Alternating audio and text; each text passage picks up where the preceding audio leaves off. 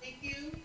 Magandang hapon, good afternoon to everyone, especially to Father Nolan and to all the school administrators of MAPSA schools and all the other teachers and personnel that are present and attending this webinar.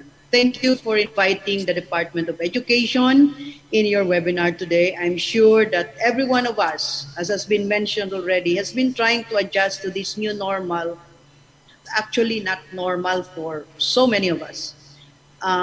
So many challenges have been faced by the education sector, and yet here we all are, still trying our best to better understand this new normal's impact to education and to the learners. And as we begin to understand the challenges and effects wrought by this pandemic, we also need to look back at those things that we have already done, and perhaps later on, as we continue to face this new normal, we are in a better position to make some changes, to make a difference in this very very challenging situation.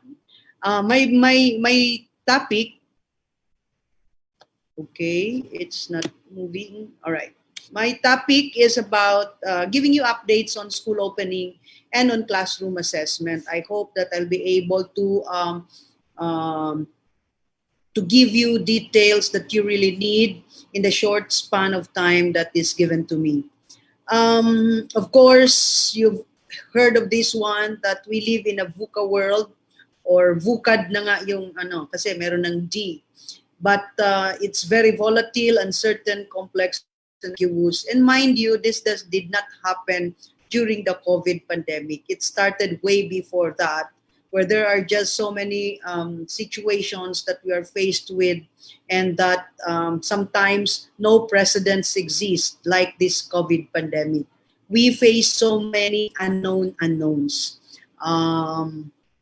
There's a lack of information from the start of this pandemic, and then we carefully thread through all the challenges that we're facing as regards this pandemic, hoping that in the very near future a cure is imminent.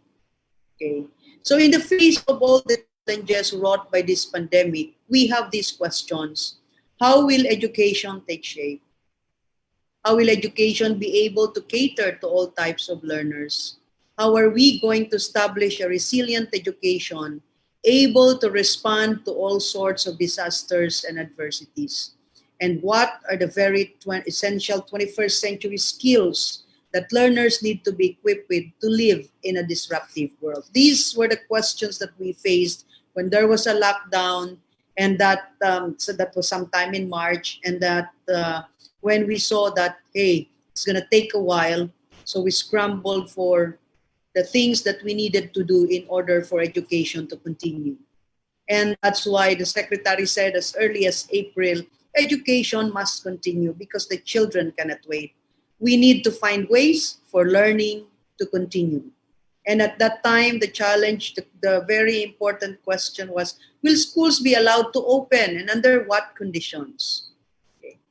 So as a response to that, the Department of Education formulated the Basic Education Learning Continuity Plan. I know you're very familiar with this because each school was asked to submit a learning continuity plan before you open you open classes. The Learning Continuity Plan is the department's policy response to enable learners of basic education to continue learning and for teachers to be able to deliver instruction in a safe work and learning environment amid the threat of COVID-19. Okay. So how did we operationalize the learning continuity plan? We looked at the different modalities, we looked at the training, learning resources, and the classroom assessment, which I will dwell on later on. But this is not different and distinct and separate from what you have already been doing also. Because in the national scale, we were looking at all this, and in your classroom level, in your school level, you were also devising this already. So we started, of course, with the most essential learning competencies, which is the backbone of any plan for education. And we said that this is not a departure from the K-12 curriculum, that standards are still there, they are retained. So if you take a look at the MELCs and the K-12, original K-12 curriculum guide, you will see that the standards did not change. The focus is still on the attainment of 21st century skills. The codes and tag materials are retained for merged and retained competencies, because we said, if you notice that in the K-12 guide, curriculum guide, there's a portion for coding and tagging of materials, so our teachers will still know where to go back to if they will teach a particular competency in a particular lesson. And all learning areas will still be taught. Remember, there was a time when several sectors suggested that we only teach English, math, and science. And we said, no, we need to teach everything because they are all important. And of course, the Department of Education has introduced a 𝘎𝘼𝙑𝙀𝙀𝙀𝙁 framework, and the most essential learning competencies are still aligned with the 𝘎𝘼𝙑𝙀𝙀𝙀𝙁 framework, quality education. So after determining the curriculum, we determined the learning delivery modalities. Okay. But there was no face-to-face at that time, and even today, although there are several sectors strongly clamoring for face-to-face interaction, but we have to abide by the instruction given by our president that for our school-age children in basic education or even in tertiary, there should be no face-to-face. But there are, as I said, sectors that are clamoring for a limited face-to-face meeting interaction, and we'll just await the decision of the president on that. It has been already forwarded to the IATF for their evaluation. And so, absent the face-to-face interaction, we have the distance learning, okay? And in DepEd, we have what we call the modular distance learning, online distance learning. We are also offering educational TV, and as I am sure that by now you have watched some of the lessons, okay? And then radio-based instruction also, because we have communities, we have learners in far-flung areas that do not have television, that do not have internet. They only have modules and radio. That's why we have engaged radio stations for this particular activity. And to our, what's this? We're very lucky because so many sectors have come in to help, have stepped in to help government and non-government organizations and private organizations. I have been to several schools during the opening of classes this October 5. I know you've opened yours sometime July or August 24 as originally scheduled, but that I've seen the support of the local government units and the barangays in ensuring that learning will continue. And then, of course, we have blended learning, which means face-to-face and modular distance. But at this time, because there's no face-to-face, the blended learning we are referring to here is the use of modular distance learning and online distance learning, or a combination of ETV and modules, or RBI and modules, or online. Then, of course, a homeschooling program, which we hope to, whose policy we hope to deliver or to release sometime this October or early November. Okay. Other than the curriculum and determining the learning modalities, of course, we have the different learning resources. That's why the central office, the regional office, and the division offices are finalizing. Actually, we have already distributed the first quarter modules. We call these self-learning modules, printed and distributed to all schools nationwide. And even those, I know that in some divisions, even if the learners have signify their intent to do online, still they were still given modules. Teachers are also given advanced copies of the modules for them to plan and prepare additional worksheets and summative tasks. Then alongside the preparation for all these things is the upskilling and reskilling of our teachers and instructional leaders on the use of learning delivery modules by the National Educators Academy of the Philippines. And I know also that this is part of that upskilling and reskilling that MAPSA is doing. And then we have a series of psychosocial support and training for teachers, parents, school heads, and identified DepEd region and division and teaching personnel. Okay, because it is our belief that it's not just the students that are actually grappling with the new normal, but also more so the teachers. And that's why we have so many webinars on psychosocial support. Okay. Secretary Briones said she is also afraid, like everyone else, about this COVID pandemic, but that is what life is all about. To face your fears, to face your anxieties, to find ways of dealing with all of these things, and we have to train the children how to handle these changes. This is a whole new world, a whole new normal. This is it. We have to live with it as best as we can, and I have every confidence that we will succeed. Our worry then was that we will not be able to open classes, and that's why we said we have to succeed. We have to convince everyone that this is an endeavor worth pursuing, that this is for the sake of the children, because we very well know, and as has been already said by the UNESCO, that 3 months of children not being able to learn something or to be in school will redound to learning gaps amongst our kids. And that's why it's really imperative that education should continue. And here we are, okay? You are in full swing, and perhaps you are in a better position already to tell us what's happening in your respective schools, in your respective classrooms, whilst in the Department of Education. This is just our 4th day, and we're still gathering information on some of the problems, challenges, and gaps so we can better address them. So some updates lang, okay? And this is enrollment as of October 1, but I'll give you new data.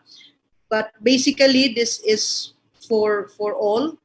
ALS enrollment decreased by 48%, our alternative learning system. The junior high school posted the lowest decrease of 8%, while learners with disabilities recorded a 13% increase from previous year. And there are 3,047,614 learners who have not enrolled for this school year.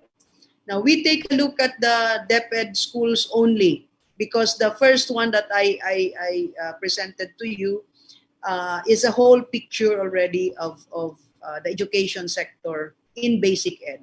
So 90% of previous year's enrollment in public schools are already enrolled. However, netting out the 429,012 transferees. Okay, these are those who transferred from private and SUCs or state universities and local universities and colleges. The percentage of learners already enrolled in public schools decreased to 94.6%, or a total of 22,071,851. There are 1,260,795 public school learners who have not enrolled in public schools. Okay, that's still a considerable number. But while for private schools, only 50.3% of previous year's private school learners are already enrolled. However, by adding the 398,981 transferees out from private schools, the percentage of learners already enrolled increased to 60%, or a total of 2,564,177 learners are already enrolled. And there are 1,740,499 private school learners who have not yet enrolled. And that's why if your school has a 90% enrollment number at this time, then you are lucky, because the national average of enrollment for private schools is 60%.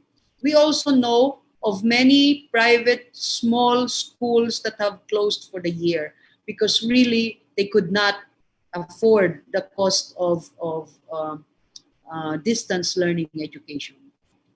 Okay. So if we have here a summary of learners who have not yet enrolled, okay, in nominal terms, the number of enrollees in public sector is at 22,555,513.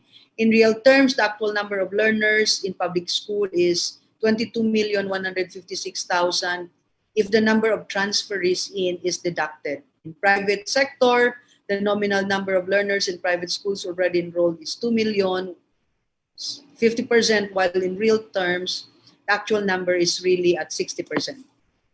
Okay. So of the 3 million learners who have yet to enroll, 70% of which are private school learners. However, okay, the close to 400,000 learners who enrolled in public schools are from private schools. Therefore, the number of learners in public schools who have not yet enrolled is actually 1.2 something. Okay. So as of today, for private only, you have a total of 2,175,854. Okay. This is for public.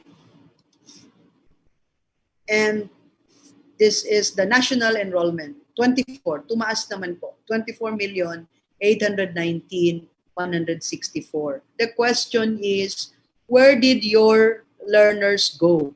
I mean, the learners from the private schools, because we're still looking for around 1 million learners who have not enrolled. Did they really not enroll, or perhaps you have not yet completed the LIS, and that's why the numbers come in trickles? We hope that more enrollees are enrolled in the LIS so that we can really capture those learners that are in school at this time. So for instance, if you only have a 60% enrollment rate, then perhaps the others went to the private schools. Where did the others go? Did they do homeschooling, or did they really not enroll at all? Perhaps because you have only a small population, unlike in DepEd when we have so many, perhaps you have accurate information as to where your learners are. Okay, so those are the updates, and may I share with you some of the challenges in upholding quality education amidst the pandemic. Of course, the challenge is to show that we can provide an uninterrupted learning experience that is still on par with what we were offering before. Okay, and so given the limited instructional gatekeeping, and I know that you're experiencing this also, the challenge is to monitor the learning interventions on academic tasks utilized by parents in particular to support their children's distance learning.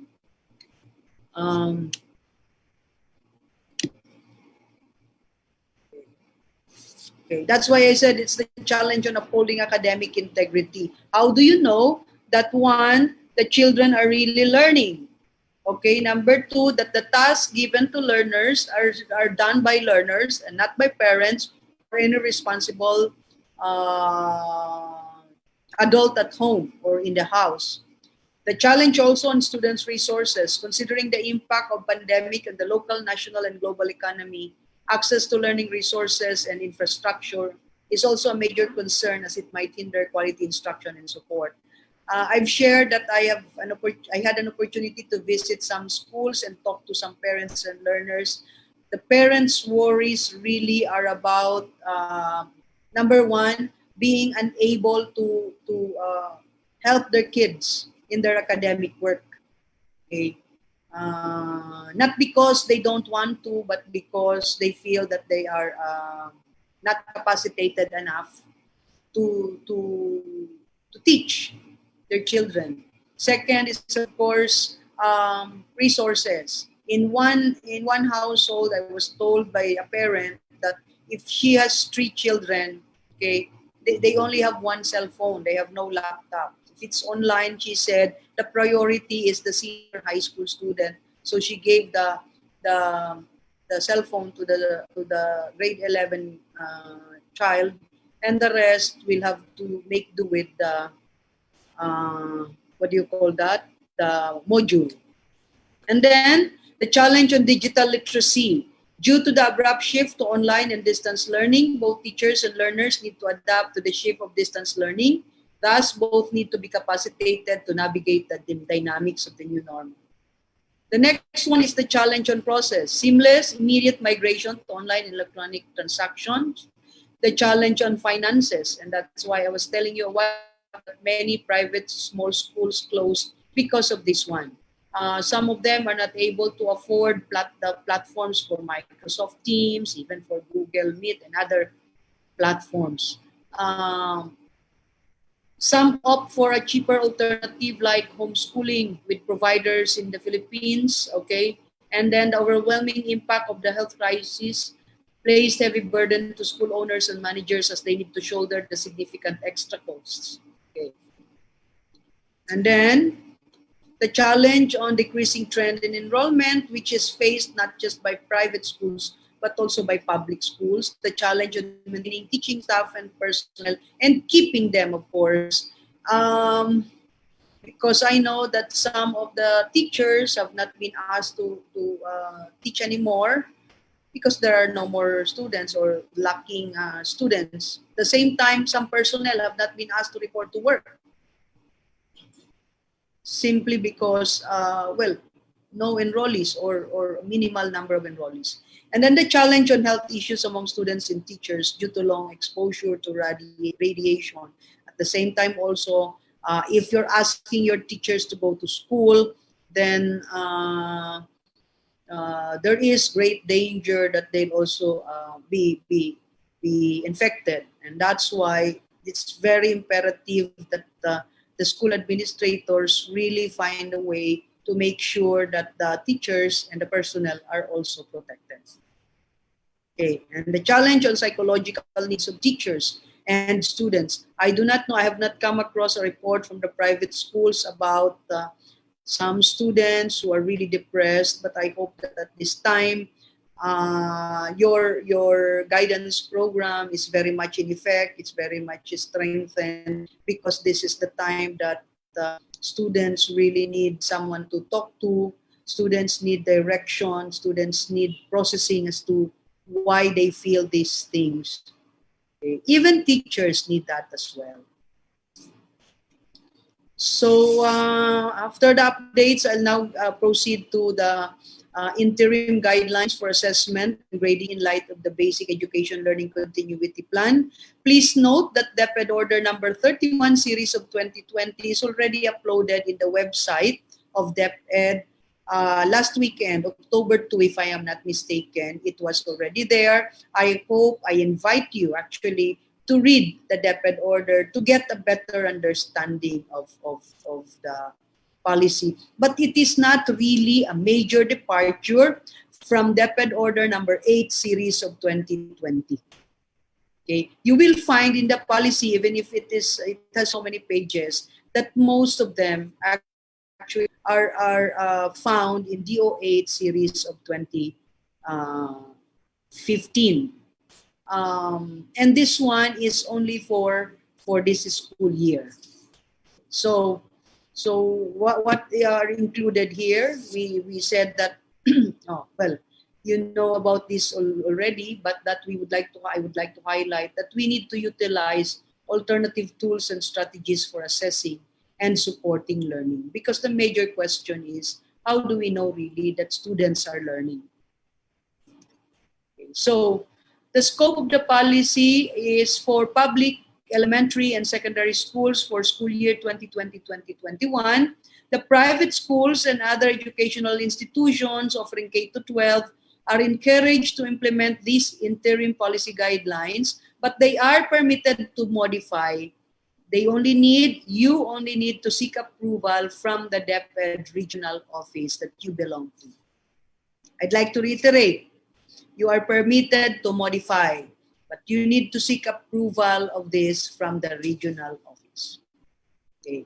So the DO defines several terms in classroom assessment, formative assessment, summative assessment, and grading. I don't think I need to belabor these terms because you're very familiar with this. Suffice it to say that there should be enough formative assessment in order to gauge also whether the students are learning, in the same way that we need to also look at what the students have learned.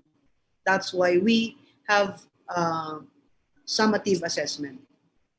Okay, so the assessment that we would like is a holistic and authentic one, and it's able to capture the attainment of the MELCs. It is integral for understanding student learning and development.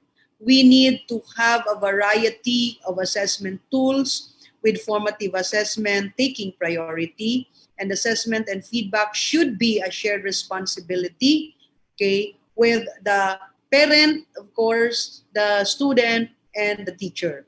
And these should have a positive impact on learning. Okay, so all learners are assessed and graded in the continuation of education during this COVID.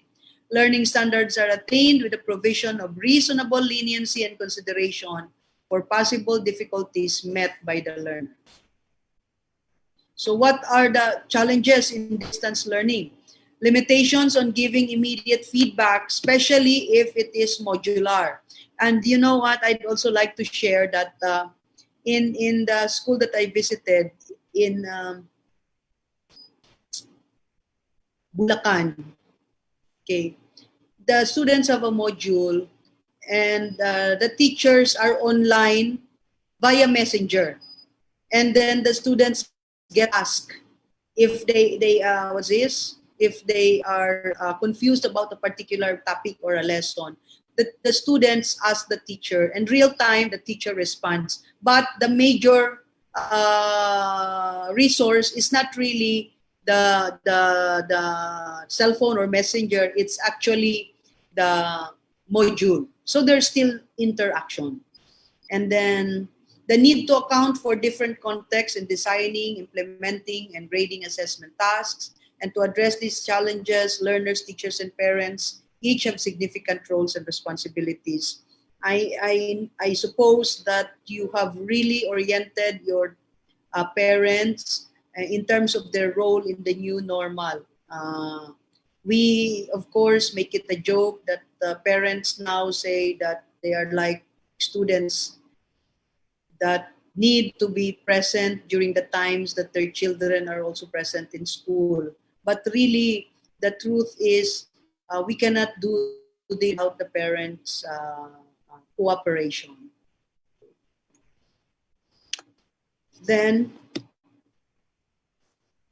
sorry, it's not.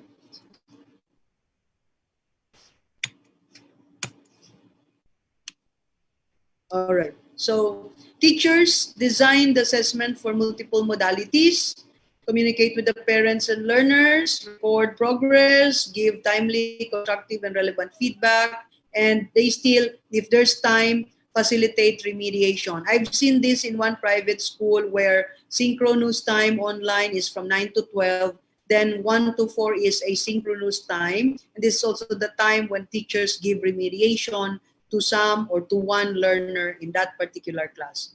Learners are proactive in giving updates on their situation, highly recommended to accomplish non-mandatory self-monitoring tool. And then parents and guardians also have a role. In other words, we have articulated the roles of teachers, learners, parents, and guardians. And then the steps found in the DepEd order: planning the assessment to ensure that all assessment activities are aligned with the MELCs. It's reliable, valid, and transparent, fair, inclusive, and equitable, practical and manageable for both learners and teachers, give learners a range of ways to demonstrate their learning, and timely and accurate information as basis for feedback. Perhaps you can share later on during the open forum how you are able to do letter F if the learning modality is actually modular. Let us assume that the learners will asynchronously take them and have open access to various sources.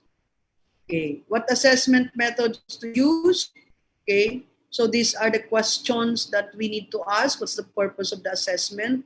What will be assessed? How often will you assess? Which will allow learners to demonstrate what they have learned, which will make it easier to gather evidence. Will you do assessment individually or in groups? Especially at this time, take the assessment at the same time or submit within a specific period, effect on class size. How can technology help? I think these are just some of the questions that teachers need to plan for. Okay, when they do the assessment. Okay. Formative assessment, these are the important guideposts. Okay. And then for summative assessment, now, unlike before where we have written works, performance tasks, and quarterly exams, now we only have written works and performance tasks. Quizzes, long tests, and performance tasks, okay, provide opportunities for learners to apply what they're learning to real-life situations. There should be clear directions and appropriate scoring tools. Integrate 2 or more competencies within or across subject areas, and so on and so forth. Now here, teachers should set realistic expectations and use their professional judgment to find good balance between what's effective and what's feasible to accomplish remotely. And conducting assessment remotely, we need to communicate the assessment task. What's the objective there? What are the roles, again, of parents and learners, procedure, expected timeline, standards, and rubrics. Okay? And then record of progress, self-monitoring tool, check-ins of teacher with learner during the assessment period, and evidence of learning in the student's learning portfolio. So for feedback and remediation, we need to give timely, constructive, and meaningful feedback based on the learner's record of progress, maximize available communication options, and teachers should ensure that learners receive remediation if they need it. So grading and promotion, administer written works and performance tasks, take a look at the student's learning portfolio, minimum of 4 written works and 4 performance tasks within the quarter. All competencies should be covered by the performance task.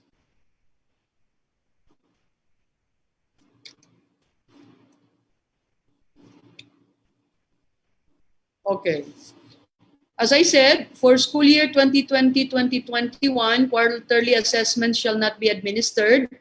Use days allotted for quarterly assessments for the presentation of major performance for the quarter that addresses the performance standard.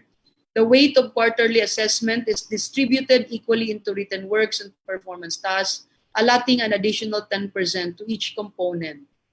I've already also mentioned this, that you need to refer to DO number 8 series of 2015 for the transmutation table and the guidelines on learners' progress report, promotion and retention. But I'm sure you have your own transmutation table also. So this is the weight distribution of the summative assessment components per learning area for grades 1 to 10. Written works for languages, which means Filipino, English, AP, ESP, okay, 40 and 60, science and math, 50-50, for MAPE, EPP, TLE, that's 30% and 70%. Okay, for the senior high, core subjects 40-60, all other subjects 40-60 under academic track, work immersion 50%, written works 50% performance tasks, TVL, sports, arts and design, and all other subjects 30-70. That's how we have allocated the percentages. Why? Because we said there are subjects that really need more performance tasks than written works. And that's why there is a variation in terms of the percentages. Okay. So highest possible, this is just an example, written works, performance tasks, initial grade, and quarterly grade. And this you can also see and read in DO 31 series of 2020. The same also as computation for MAPE, EPP, TLE for grades 1 to grade 10. And then, of course, we need to look into the role of technology, because technology plays a substantial role in helping teachers in the development, communication, implementation, and grading of assessment tasks. And in here, the teachers really need to be creative and innovative enough to find out whether the work submitted is really the work of the student. Okay. And of course, the importance of M&E. If the students are online, I know that the administrators also, or the coordinators are observing classes, okay, by being online as well and going into the different chat rooms. So school heads need to supervise the policy implementation, and then it also outlines the role of the division offices and the regional offices. Okay.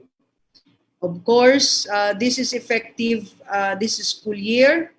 Okay. We retain, or DO number 8 is still in effect, but its provisions that are inconsistent with these guidelines are suspended for this school year. Okay. Well, the annexes are found in also that DepEd order. Please just take a look at all the annexes, because it gives you certain samples of tools, it gives you sample techniques, and it's I think it's also comprehensive and helpful for teachers. So please tell your teachers to read this DOA 31 series of 2020. So for rubrics also, we have sample rubrics. That's why the DepEd Order 31 is sort of voluminous, because we also included some annexes that will really be helpful to our teachers, to help them. So that's an example of a rubric. I'm sure you're also very adept, and your teachers are very adept in making a rubric. Okay, so performance tasks as well. There are samples that we have identified. Okay. So another, just to show you that I think that DO 31 has looked into several aspects attendant to the implementation of this classroom assessment policy. Okay. So that's an example. Let me go to this part only. References. Other references if you want to still go on. And I'm nearing my last 2 slides.